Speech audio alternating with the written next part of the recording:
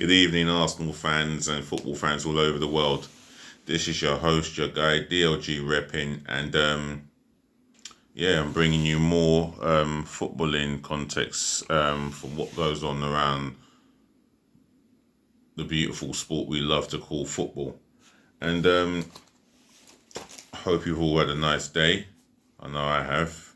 So allow me to kick off with Borussia Dortmund, and that's the fact that they've beaten Manchester United in the fight to secure the signature of talented Birmingham City striker Jude Bellingham. And it's a big move for him, and I think his parents would be delighted for him. And he will go to Borussia Dortmund, knowing that Borussia Dortmund will have to pay 20 million, over 20 million for him. That stretches to 20 million. That's 20.7 million, should I say? Excuse me.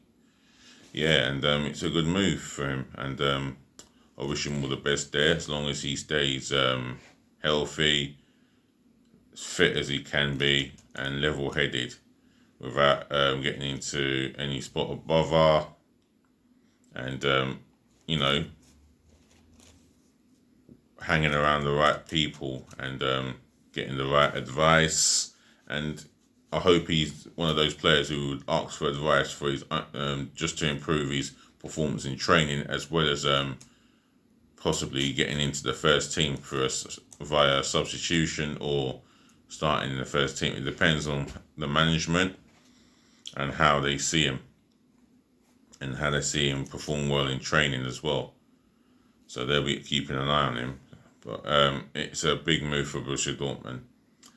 Right, and moving on, Bayern Munich were made to apologise to Man City, and I'm going to read it a bit here. It says the title by Martin Blackman, sorry for Sunday. Bayern Munich were forced to apologise to Manchester City after jumping the gun on Leroy Sané's transfer. Photos of the 55 million German winger wearing his new club shirt began to appear on social media last night. And while the deal is expected to be confirmed imminently, it had gone through last night, so Bayern had to say sorry. Sané is set to pocket a whopping 120 million in his 5-year at the Allianz Arena. He will earn about 385,000 a week in wages, 20 million a year, and also land a signing on fee in region of 10 million. Image rights are expected to be worth about 2 million per year. Wow, that makes up to 10 million, innit? Meanwhile, RB Leipzig want to extend the loan of City fullback Angelino for a further season. A permanent 25 million deal for the Spanish defender was in place, yet Leipzig are reluctant to push the button on it because of the financial impact of COVID-19. So what they're saying is they can't get Angelino, that's RB Leipzig, because of the situation with the coronavirus. However, I'm sweating a bit. They want to extend his loan deal. And with going back to Leroy Sané briefly, he's got to try and hit the ground running as soon as he can. And I'm sure he'll settle down in Germany. He has played Bundesliga football before, for Schalke. That's where Man City decided to pay over 34 or 35 million for him at the time. So it was a no-brainer for him. He wanted to return to Germany. So the Bundesliga's appealing for him, and I just hope he hits the ground running as soon as he can, really. And if he's part of Bayern Munich's plan, there's every chance that he will be part of their team on a weekly basis or every other weekly basis. So moving on to other news, and Arsenal have announced the extended signing of Gabi Martinelli.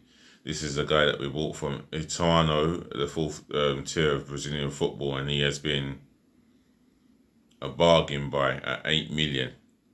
So we're signing him for a further what's led to believe a 4 or 5 year contract extension. And for me, we're all delighted. Anyone who's associated with the beautiful football club called Arsenal, we're all delighted. Wherever you live, or no matter where you live around the world, I'm sure the board of directors, management, players are all delighted for Gabriel Martinelli. And we look forward to seeing big things happen. And 24 hours ago, we thumped Norwich 4-0 and kept a clean sheet and had Cedric Suarez scoring. And on top of that, Saka signs a 4-5 year contract extension. So they believe Arteta's going to improve the team, and have a plan for us to be more competitive at the very top end of the table. And it's great to hear that we have 2 players, 18-year-olds, signing contract extension. So we're all delighted in that respect.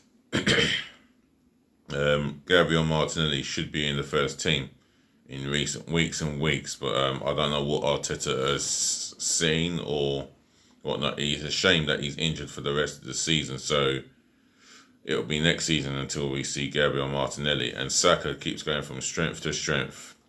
No matter where you play him, in what position, he gets on with it. But ideally, he wants to play left of midfield or left of the attacking 3. So we'll see how that pans out. And for me, it's a big game against Wolves. They're so fantastic on the eye, on off the ball. They're very, very disciplined, organised, and committed.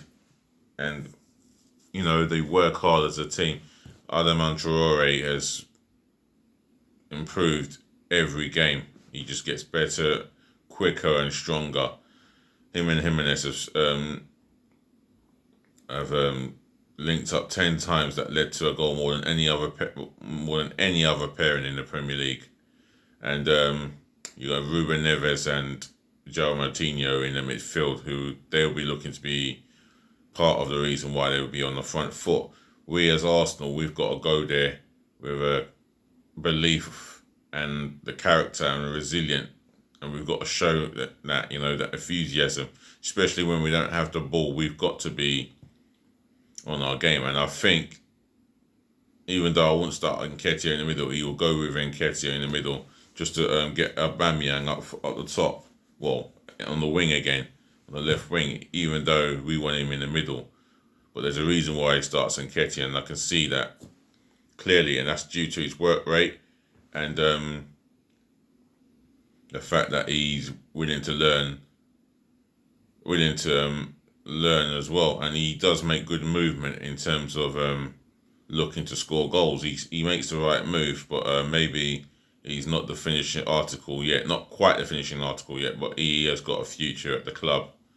And, I think Arteta wants to build he wants to build something big there with Arsenal, and Gabriel Martinelli will be heavily part of it. And we look forward to seeing him next season. He's level-headed. He comes in training, works his socks off the ball. As I said, he works harder than anybody. Tracking back and his full-back on the ball. He's direct.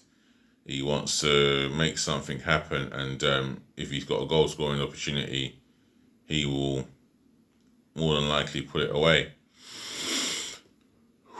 So that's Gabriel Martinelli all signed up. Ladies to the gentlemen, to the boys, to the girls, thanks for listening. If you've got anything to say, do subscribe, leave your thoughts in my comment section below. Subscribe, like the comment, like the channel, and do subscribe to my channel. Hard and passionate, smashing of the subscribe button. So I'm going to leave it as that. Peace, love and bless from your guy, your host, DLG Reppin. Good night and rest well.